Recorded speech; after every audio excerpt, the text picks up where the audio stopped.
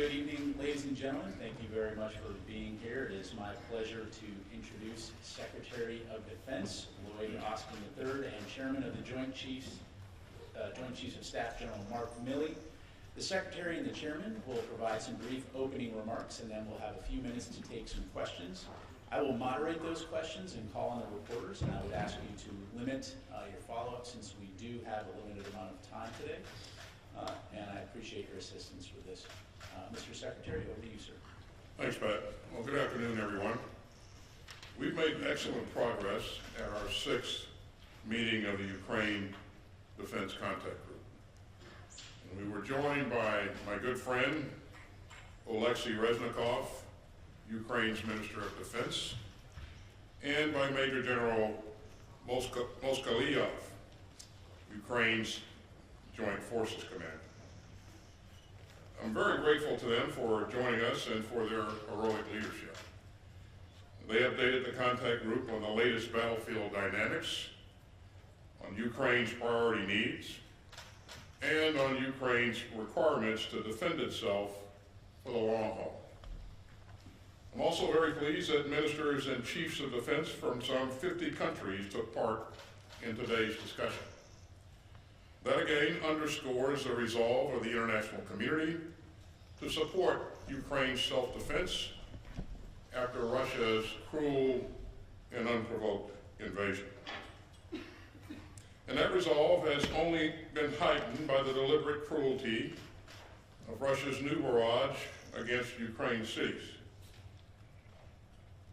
Those assaults on targets with no military purpose again reveal the malice of Putin's war of choice. But Russia's atrocities have further united the nations of goodwill that stand with Ukraine.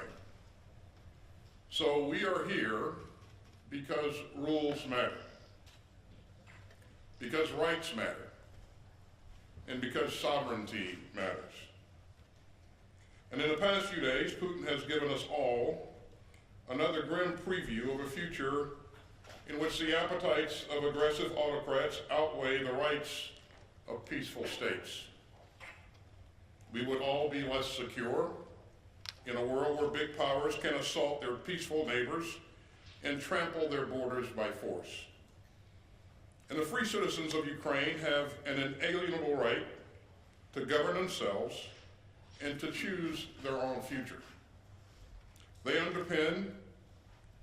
These are bedrock principles, and they underpin the rules-based international order that makes us all more secure.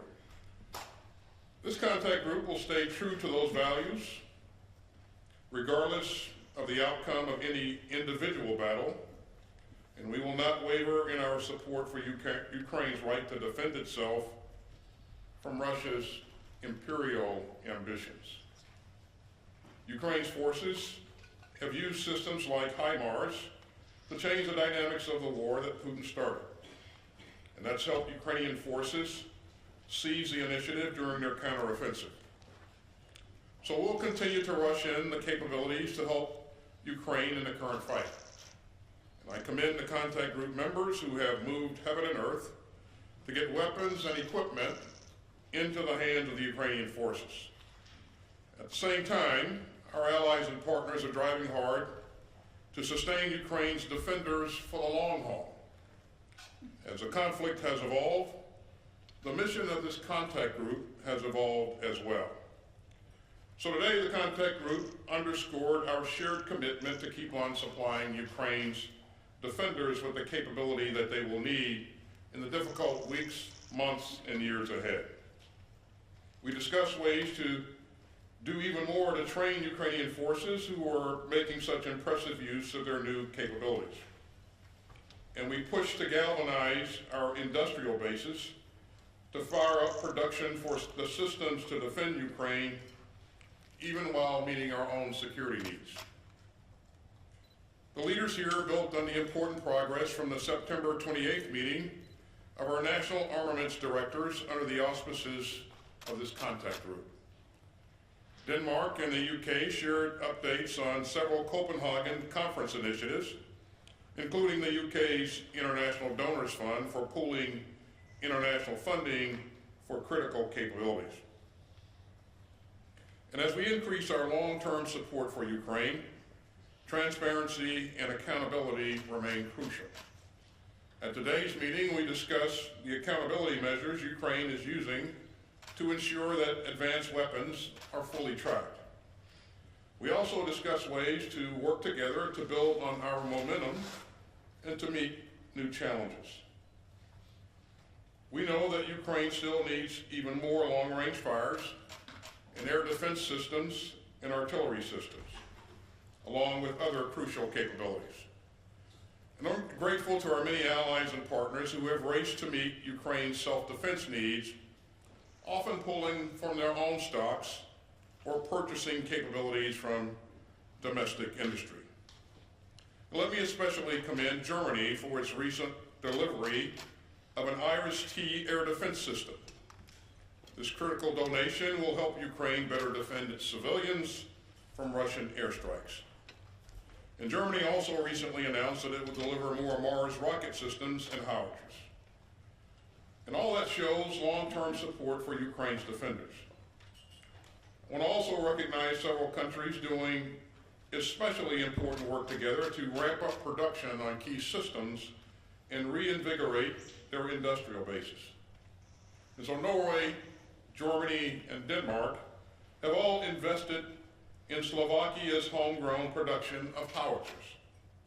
And that just shows how much we can do when we come together in common purpose. These initiatives and many more will help us build momentum and ensure that the future Ukrainian armed forces are capable and have the ability to sustain themselves. Now, some countries aren't in a position to offer lethal assistance, but we urge them to provide vital non-lethal aid such as medical supplies and cold weather gear that the Ukrainians need to fight in the winter. Because every contribution counts, and the members of this contact group stand united in our support for Ukraine's self-defense through any season. We stand united by our commitment to the rules-based international order that underpins global security. We stand united against the deliberate use of war and atrocity to seize territory, redraw borders, and trample the sovereign rights of peaceful states. And as President Biden has said, we stand united against the global politics of fear, coercion, and conquest. Thank you, and I'll turn it over to General Milley for his opening comments. Thanks, Secretary Austin, and thank you for your steadfast leadership. This contact group would not even be in existence without the leadership of Secretary Austin. And I also want to thank Ukrainian Minister of Defense, and especially also, who's not here, General Zaluzny, my counterpart in Ukraine, for leading the Ukrainian military in their efforts for their freedom.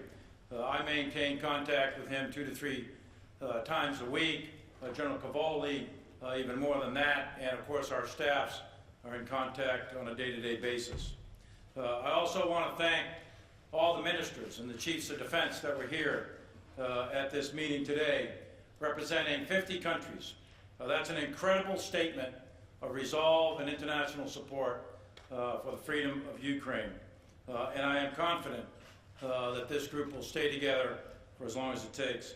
Today, as Secretary pointed out, this group met for the 6th time with senior representatives from each of these countries, and it's a testament to our condemnation, collective condemnation, the international condemnation of the illegal invasion of Ukraine by Russia. This fight is not just in Ukraine's interest. It is in the global interest to protect, as the Secretary pointed out, the rules-based international order. And that is our purpose that has been given to us, the uniformed military, from our civilian leadership, which is to uphold the rules-based international order that was established some 80 years ago at the conclusion of World War II. And our end state is equally clear. It is to ensure that Ukraine remains a free, independent, sovereign nation. And the ways and means that we are doing that is through security force assistance, with lethal and non-lethal aid, in order to enable Ukraine to fight for themselves, Ukraine is not asking for soldiers from any other country. The Ukrainians are willing to fight for themselves. All they ask for is the means to do it. And as President Biden has said, and many other national leaders have said, we will do as much as we can for as long as we can, and we will do as much as it takes for as long as it takes. This contact group remains critical to the mission of supplying Ukraine with the capabilities they need to fight for their country. And this war is a war of choice by Russia. And Russia is paying an extremely high cost, a high cost in human life, in casualties, in weapons, materiel, and in their economy. Each day that this war goes on costs Russia more and more, and the Russian people begin to suffer. Russia has chosen, in response, to escalate with a recent mobilization of 300,000 call-ups for conscripts. They have tried to conduct an illegal annexation of 4 of the oblasts in occupied Ukraine. They have increased their rhetoric to include rhetoric about nuclear weapons. And of course, in the past few days, Russia has increased their strikes on civilian infrastructure, power generation, and dams. Russia has deliberately struck civilian infrastructure with the purpose of harming civilians. They have targeted the elderly, the women, and the children of Ukraine. Indiscriminate and deliberate attacks on civilians targets is a war crime in the international rules of war. Ukraine and its citizens have suffered greatly, but the people and the nation of Ukraine endure, and they are an inspiration to all. The nations gathered here today are committed to the assisting Ukraine defend itself. Ukraine continues to fight with bravery and honor, and the Ukraine military is making continued progress, as you see in their counteroffensives in the Donetsk, Kharkiv, Kherson, Luhansk, and elsewhere. The Ukrainian military has fought extraordinarily well, and the discussions at this contact group today were about meeting Ukraine's current needs and also supporting them in the long haul. We focused on air defense, on cannon artillery, rocket artillery, maneuver, tanks, infantry fighting vehicles, armored personnel carriers, also discussed training and a wide variety of non-lethal support. These systems and the associated ammunition are critical for Ukraine to continue the fight, and they are employing these weapons extremely well. So I will stop there, and I thank you and welcome your questions. Mr. Secretary, Chairman, thank you very much. Our first question will go to John Ismay, New York Times. Mr. Secretary, in your opening remarks today, you said, quote, "Our resolve to support Ukraine's defenders extends through all seasons," unquote. With winter fast approaching, do you expect the Ukrainian armed forces to continue fighting to retake their territory throughout the season until spring? Thanks, John. The battlefield remains dynamic, and winter always presents a challenge when it comes to fighting. But the international community remains united and focused and committed to doing everything that we can to help Ukraine protect its interest and defend its sovereign territory. I expect that Ukraine will continue to do everything it can throughout the winter to regain its territory and to be effective on the battlefield. And we're going to do everything we can to make sure that they have what's required to be effective. And most recently, we've seen them be very effective both in the east and down in the south as they've taken back quite a bit of territory from the Russians. So we can expect that that type of activity will continue on through the winter. Let's go to you, Deborah Haynes, Sky News.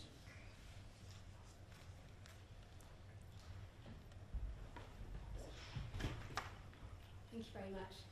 A British spy chief this week said that Russia is running out of weapons.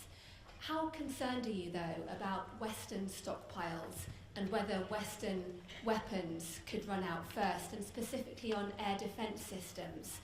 Given the need from Ukraine, why are Western allies not sending these systems in faster? Is it because of a lack of political will or a lack of supplies? Well, it certainly is not a question of lack of will. The commitment, the resolve that the chairman and I witnessed in this contact group meeting today was inspiring, and that's what I told the members of the group. They remain committed to doing everything they can to generate additional capabilities. And you heard me say at the top that several countries are working together to expand capacity in their industrial base. And I think it's that kind of initiative, that kind of activity that will create other opportunities for us as we go forward. We talked about air defense, the requirement for additional air defense capabilities, and countries, I have every confidence that countries will do whatever they can, if they can, to generate additional capabilities. You've heard us talk about providing NASAMS, and that's good capability. It's gonna really help the Ukrainians. You heard me say earlier that Germany is providing an RST system, and again, I expect to see more capability come forward. We saw some additional countries volunteer to provide munitions for those NASAM systems today, and that's always encouraging, refreshing. So the will is certainly there to do everything we can for as long as we can, and the commitment, again, was inspiring. Let's go to Sylvie Lantemont, Agency France Presse. Thank you. Mr. Secretary, after President Putin's threat about use of nuclear weapons, you said repeatedly that you have seen nothing that would cause you to change your nuclear posture. Will you communicate when this posture changes? And Chairman, I have a question for you too. We spoke about air defense as a priority, and the NASAMS and the German RST that have to be ordered to the industry. But it's urgent. So in the meantime, are there other systems, maybe older systems, that the allies of Ukraine could find faster?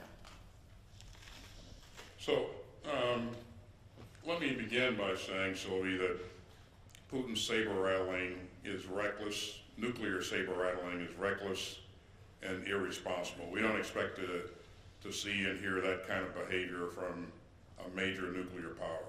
And so that's very dangerous, and you've heard a number of leaders around the world emphasize that. You should know, and I know you do, that we take this very seriously.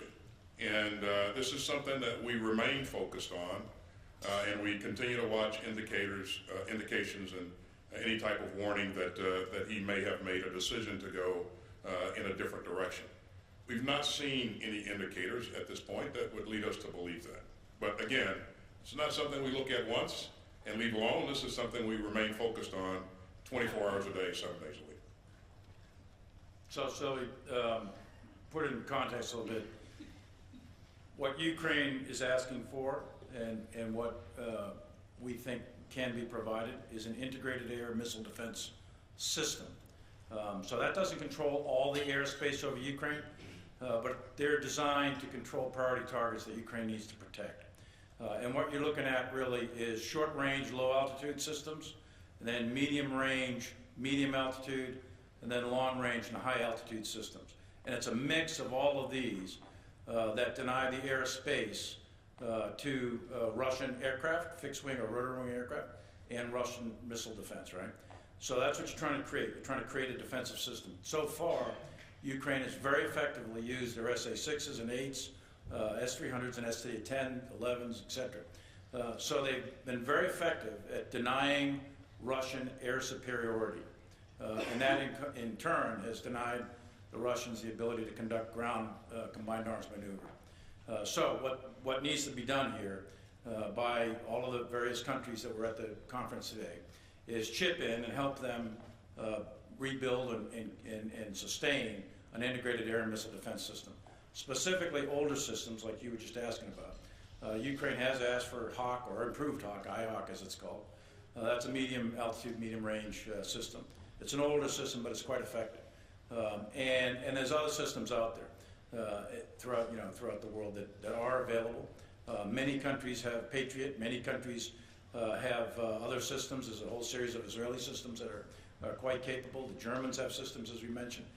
So a lot of the countries that were here today have a wide variety of systems, and the task will be to bring those together, get them deployed, get them trained, because each of these systems is different. Make sure that they can link together with the command and control and communication systems, and make sure they have radars that can talk to each other so that they can acquire targets on the inbound flights. So it's quite complicated from a technical standpoint.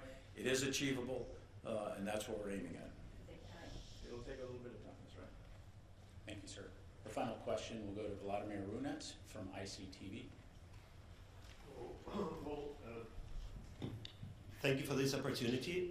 I'm one of those who this Monday, wasn't sure that I would be able to be here because of the airstrikes that we experienced in Kiev. And the question I'm going to ask is not mine. It's the people of Ukraine would like to ask you, when will they be able to just sleep well and not be afraid to leave their families behind and go on a trip like this? Because I'm here and I'm really anxious about what is happening to my family back home. So when are the systems going to be provided, and is there a possibility that the sky is going to be safe? The short answer to your question, sir, is the systems will be provided as fast as we can physically get them there. And this is something, as I said at the top, that we remain focused on. We're going to provide systems that we have available, that countries like Germany has available. We're also going to try to provide additional munitions to the existing systems that the Ukrainian forces are using. As long as there's the conflict goes on, there will always be uncertainty. So it's very difficult to predict when it's going to be safe to move in and out of the country. And I know that you're concerned about your family, and you certainly that's understandable. But we're going to do everything we can, as fast as we can, to help the Ukrainian forces get the capability they need to protect the Ukrainian people. That's very, very important to us. And by the way, it was important to all the 50 members that were in that meeting today, and their chiefs of defense. And this is, the utility of this Ukraine Defense Contact Group. I just can't. I can't overemphasize how useful this is, because it helps us to address current near-term problems and mobilize resources much faster than we otherwise would be able to.